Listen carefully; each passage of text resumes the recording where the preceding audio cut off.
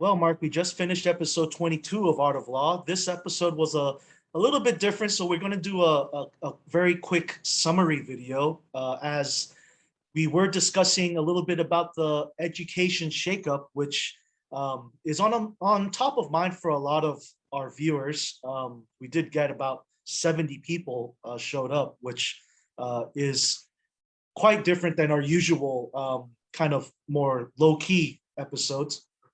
But you moderated a very well-informed panel with David Mansfield, former executive headmaster of YK POW, and also Jack Yu, the former first secretary of British education at the British consulate. Yeah, what did you think? Yeah, I think it was good. It was a good talk. I mean, I think David Mansfield summed it up very well in that he said, nobody really knows what's going to happen and nobody knows what's going to happen. And then Jack Yu said, wait 12 months and then we will know more. And so I think it's very true. I don't know why they both wanted to have Chatham House rules because that didn't seem so controversial. Well, it was interesting from hearing you speak as well, that I guess one of the takeaways from this episode was that there seems to be a lot of strings being pulled, and it just so happens that when you pull all of these strings in all of these different ways, whether it's one child, two child, three child policy, or whether it's children studying too much, focusing too much on education, or if it's even something in the terms of like public listings of these private Chinese companies, education companies, there just seems to be a lot of different factors at work here, and there's no single motivation, I guess you could say, for what we're seeing as a result. I think you made a really good point, though, and that's something that we talked a little bit about in the previous episodes, is that you don't believe that this is specifically out to get international schools in China, or which I tend to believe, and I think that it's good when we do have these types of shake-up moments, that it's important to take a step back and take a look at what were those motivations and were they used. So I'm sure that you've been speaking a lot with your clients and also other British schools. What's the feeling that you're getting? Do you feel like you have to do a lot of these reality checks with them as well? I think probably it is first and foremost that people in the government thought there's just too much of a focus on education, or not focus on education, but too competitive, too tough. Middle class people, putting too much money into the kids' education, too much pressure on the kids. So, I mean, the tutoring, I think, is one issue. So that's, one issue. And now this compulsory education piece, and how private schools will not be involved in it. But I think there's still a room for those private schools. I think, it's those kind of policy issues. But I think what a lot of schools are grappling with is more the day-to-day, how do I get teachers in? How do teachers come in if they're not going to have their families? I think most people kind of agreed that a lot will depend on your Chinese partner. So if you have, even though there are now regulations from the central government going out and saying you shouldn't issue more of these types of licenses, I think we'll see a bit of a relaxation, especially in the markets where it's not saturated. So I think all business in China is still local to a degree. So it will probably be, make sure that you have the right partner who is able to do it. I think the other issue is it is a bit of a shake-up.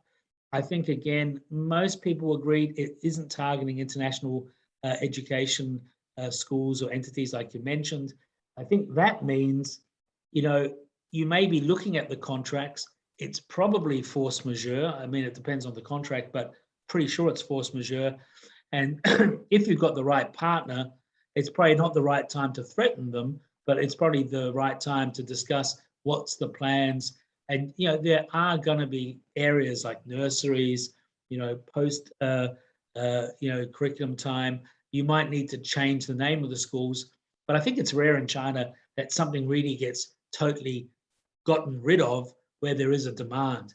And I think there was also a policy that China would be happy to have 5% private schools.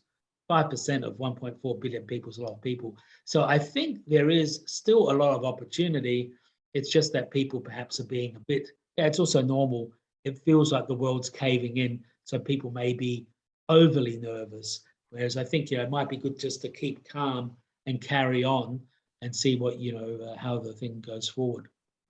Yeah, I want to get to the contract in a little bit, but David did mention that he thinks that there might be an interesting shift towards a more vocational, overall type of a more general, broad education rather than just the focus on the super elite style that China and other countries are kind of focused on, especially when you look at like you said, the population size, especially and for the children, something that has a little bit more to offer for everybody might be it might be the right path, and it might be an interesting opportunity. That it's just something that he said that stuck out in my mind. But like you said, I think Anglo-Saxon countries really do seem to want that everybody will be a doctor or a lawyer or some professional person wearing a suit. Whereas I think there are other countries, and I think, with vocational training, you always think of the German model with apprenticeships and people doing that kind of work. And that's also obviously also changing. Nothing is always static. But yeah, it makes sense to me what the government is looking at doing as well. And so those kind of shifts may be very welcome. And it might be something where, one of the big issues has been in education that these private companies diverted at a local level public resources to these rich kids' education. And so some rebalancing of that is also going to be healthier. So, I think it all makes sense what they're doing. Yeah. And maybe what we could end up here with is a little bit about the contract part, because like you said, it might feel like the world is caving in, and they might be rightfully so for a few companies. So if we could just give some takeaways for those that are feeling that pressure, currently, and they came to and a few of them did come to the webinar to try to get at least a little bit of guidance. What can we what can you say to those types? So I think firstly, if you are in the midst of negotiating an arrangement with a Chinese partner, I wouldn't get overly nervous at the moment. I think, always with the school model, these aren't joint ventures. They're really just licensing and technical support arrangements, maybe because they're schools, they want to sound a bit more lofty or something. But, it really is, you're giving the Chinese partner access to the brand. You're sending like a headmaster who knows how to run a school, and you're giving like operational support. Maybe with the curriculum and some stuff there'll be some tweaks. How the governors are set up, there'll be some tweaks. But that's in the essence of what it is. And so, I think with the issue with the licenses, it's always been the Chinese partner, not the British schools, that get the license.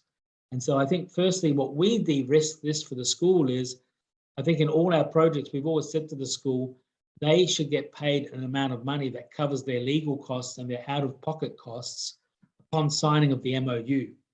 Firstly, just it's nice to have, because schools don't normally have the resources, to spend lots and lots of money on projects that don't have a return. And secondly, it's an elegant way to see if the Chinese partner is truly confident, not just throwing some mud against the wall and hoping that it will stick. So I think the schools that are doing that probably feel confident enough to continue the discussions. But I don't know if that's a common practice, but that's what we've been doing. I think, if you've got a project already ongoing, you'll probably have much more insights than we would about that specific, obviously in that specific project, but I think, most schools didn't want to set up just one or two schools. They had a rollout plan. And in our contracts, we never had it because we thought it wouldn't be enforceable, and it would just be a very difficult situation if a Chinese partner wouldn't be able to meet the rollout plan.